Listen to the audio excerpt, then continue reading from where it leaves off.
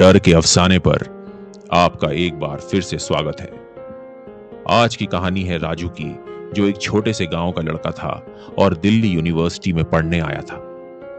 पैसे की तंगी के कारण उसने पुरानी दिल्ली के एक सुनसान इलाके में किराए पर एक मकान ले लिया।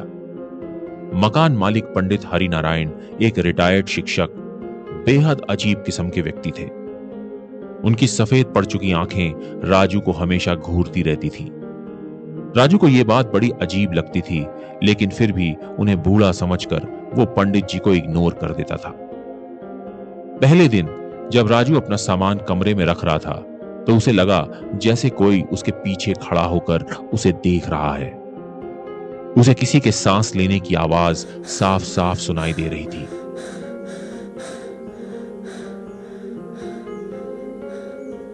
पलट कर देखा तो कोई नहीं था। राजू ने सोचा कि शायद ये उसके सफर की थकान के कारण बस उसके मन का एक वहम था।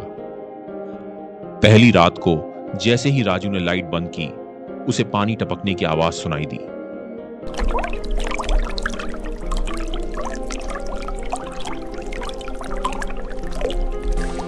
उसने सोचा शायद बाथरूम का नल खुला है।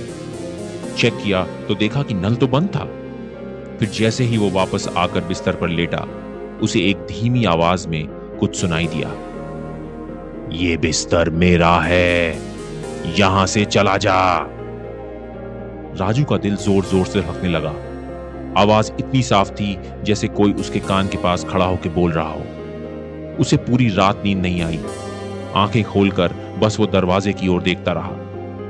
रात और गहरी होती चली गई। अगले कुछ दिनों में अजीब अजीब घटनाएं देखने को मिली। राजू की डायरी के पन्नों पर कुछ अजीब सा लिखा हुआ था, जो उसने कभी नहीं लिखा था। मैं देख रहा हूं, तूने मेरी चेतावनी नहीं सुनी, अब भुगतने को तैयार रहे। रसोई में बर्तन अपने आप हिलते हुए मिले, जैसे कोई उनका इस्तेमाल कर रहा हो, पर रसोई में तो कोई भी नहीं था। एक रात उसने देखा कि उसका कंबल खुद ब खुद खिसक रहा है, जैसे कोई उसे ओढ़ने की कोशिश कर रहा हो। जब उसने पंडित जी से शिकायत की, तो वो सिर्फ मुस्कुराए और बोले, बेटा, पुराने घरों में ऐसा होता रहता है। इतना डरोगे ना तो और बहुत कुछ दिखाई देगा।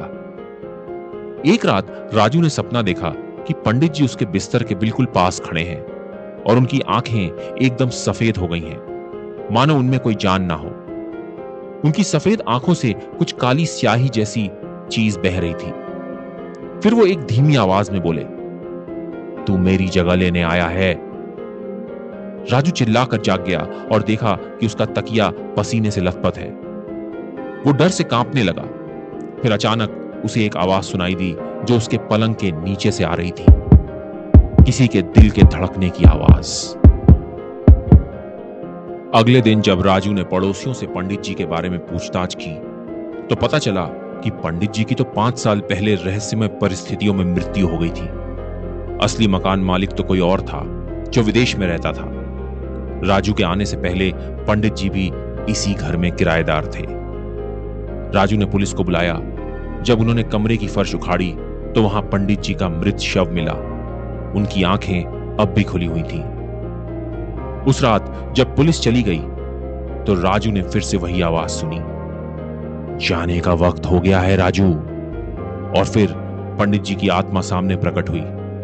राजू को महसूस हुआ कि उसके हाथ खुद ब खुद एक रस्सी पकड़ रहे हैं और जैसे कोई उसे जकड़ने की कोशिश कर रहा हो। उसका शरीर हवा में उठा और कमरे के सबसे अंधेरे कोने की ओर जाकर गायब हो गया। इसके बाद किसी ने राजू को कभी नहीं देखा।